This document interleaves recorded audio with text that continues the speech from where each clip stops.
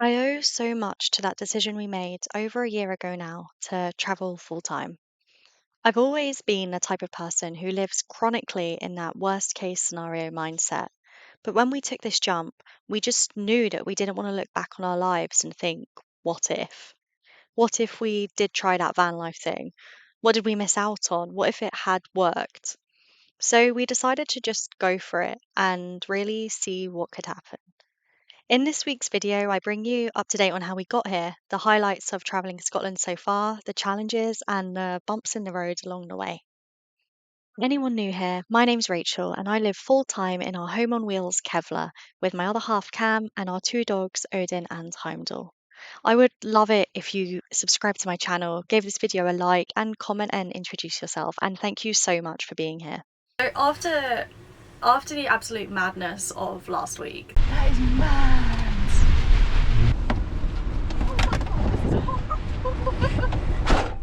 this week has been a lot more slow and steady, and I've been just easing back into work really.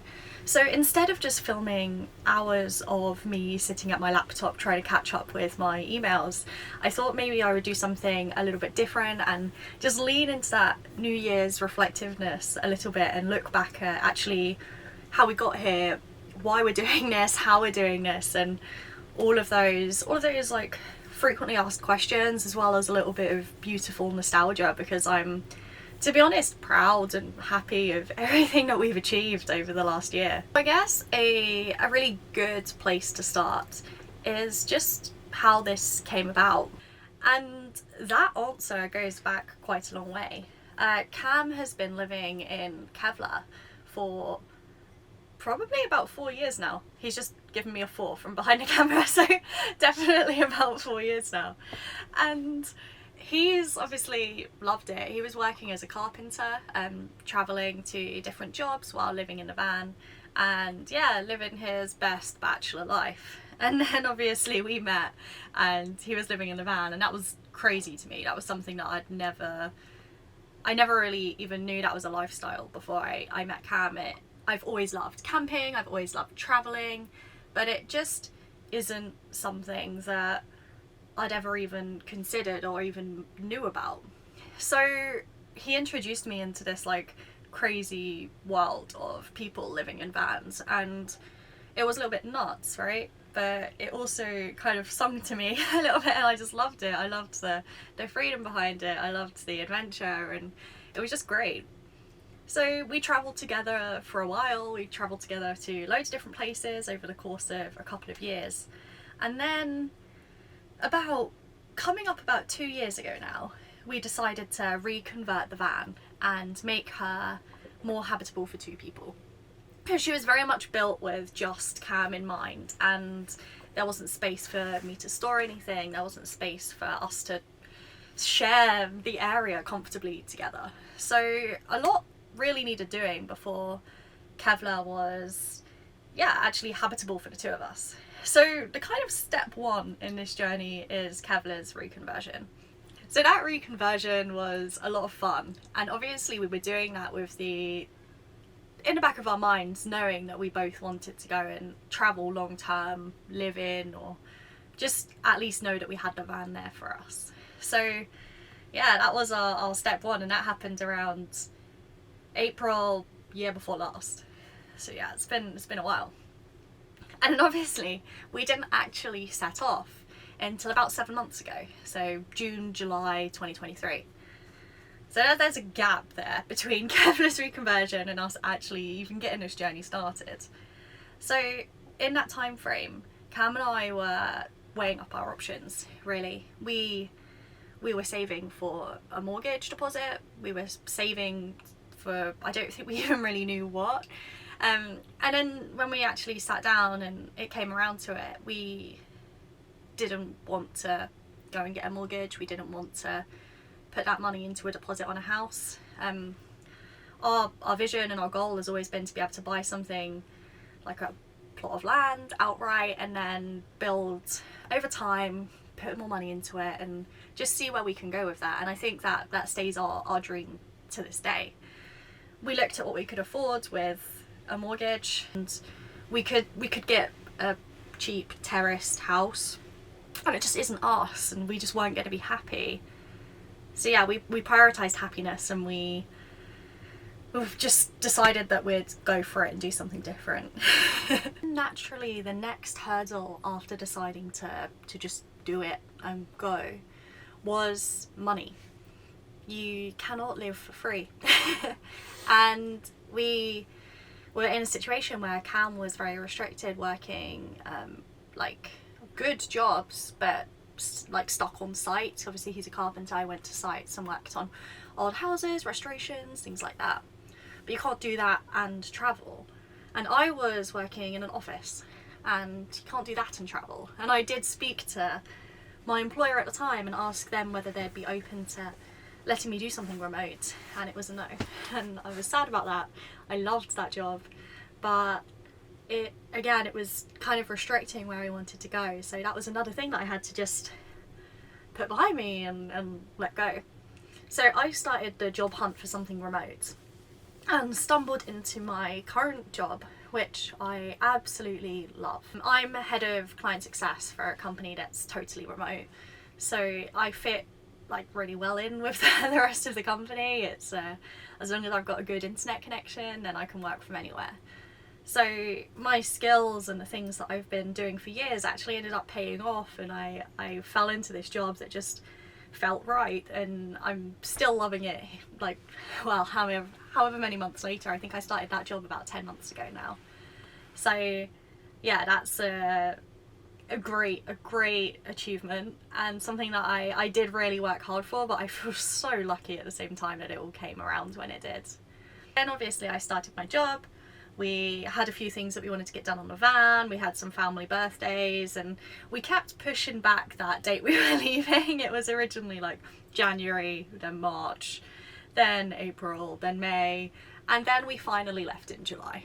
And we started travelling up through, we went through the Lake District. We went to the Lake District with Cam's parents for a little bit, and then we got to Scotland, and our whole adventure started around Galloway Forest.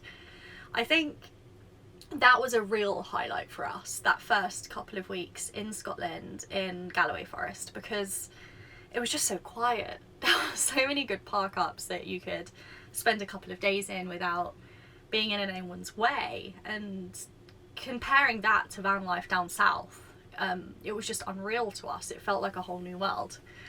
We had a great time in Galloway, and that's also where I decided to start this channel. The whole YouTube thing was so overwhelming to me at first. I didn't know what to film. I didn't know what to talk about. I felt self-conscious that people I knew might look at these videos and just think like, what the hell is she doing? There was all of those nasty intrusive thoughts that stop you doing things that you want to do, right? So I was really nervous about kicking this whole thing off.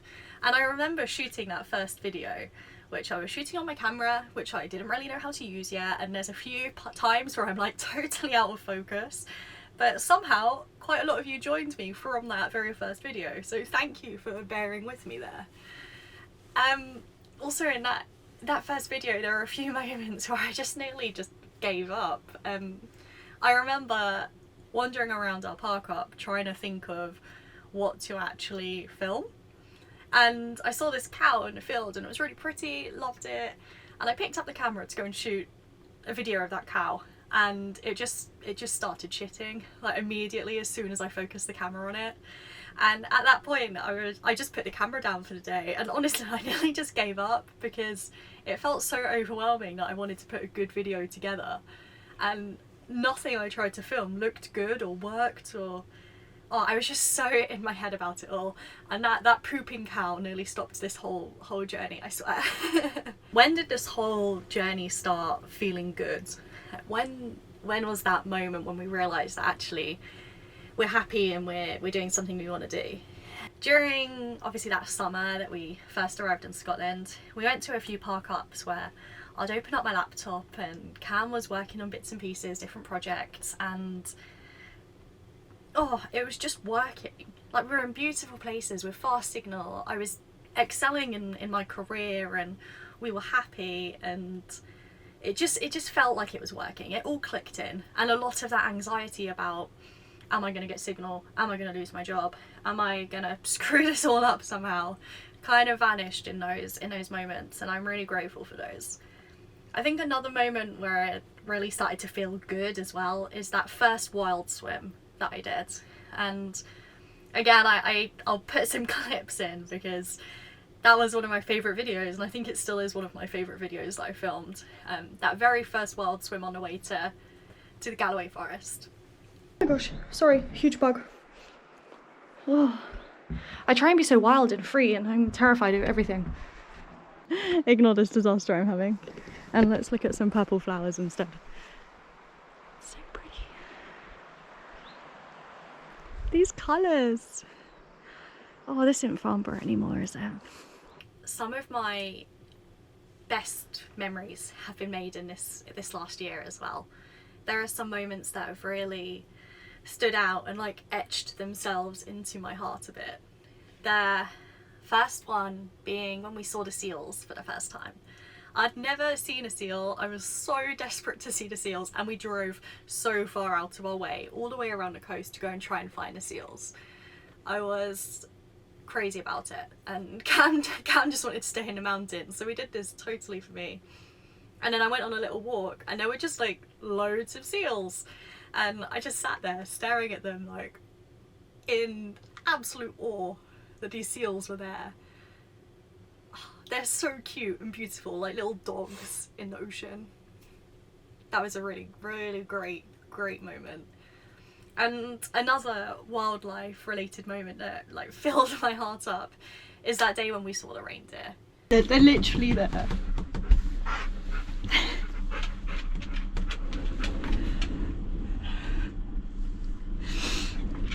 Good boy, Heimdall. Why'd you bark at people and dogs but the reindeer get a free pass? Is it because they're scary? There's a lot that went on kind of behind that video. I was having a really shit day. I'd lost a bit of my camera, one of the like lens shieldy cover things. So I'd lost that. I was really bummed out that we hadn't seen the reindeer yet because we'd been in the right area for a few days, and I just really wanted to see them, and we were planning on moving on pretty soon afterwards. We went on a walk that was really stressful because Heimdall was being really naughty, and I just got back to the van and I just wanted to collapse. I felt so low in that moment. And then Cam's like, Rachel, look outside. And I turn around, look out the back windows, and all of the reindeer are there. Like, the whole herd had literally come, and they were starting to like surround our van. I got out before they were like near our side door and took the camera outside and just kind of stood there watching them crying for ages. Yeah, that was so cool. Oh, they're literally here.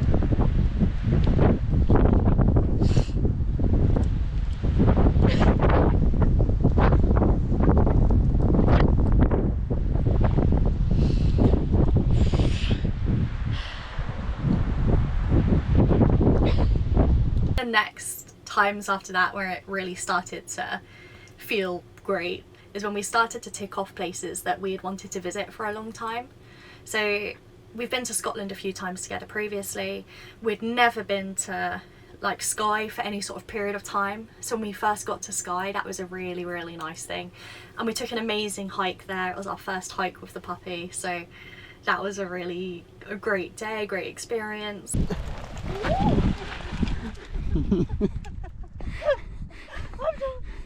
I just got that on film. That's amazing. Oh, don't laugh too soon, Kat. The other one that I managed to tick off my list that I'd been wanting to visit for such a long time was Slains Castle, right on the other side of Scotland, on the east coast. Yeah, Slains Castle is incredible, and I think we'll probably go back. It was beautiful. Other standout moments for me was definitely that first time we drove around the NC500. I really love the NC500, and a lot of people talk about that west coast being the best. We had to skip it because we couldn't get signal there and I needed to work. So we only really did the east coast and the north coast of the NC 500. On the east coast, I went on that boat trip, and that boat trip was so fun. A bit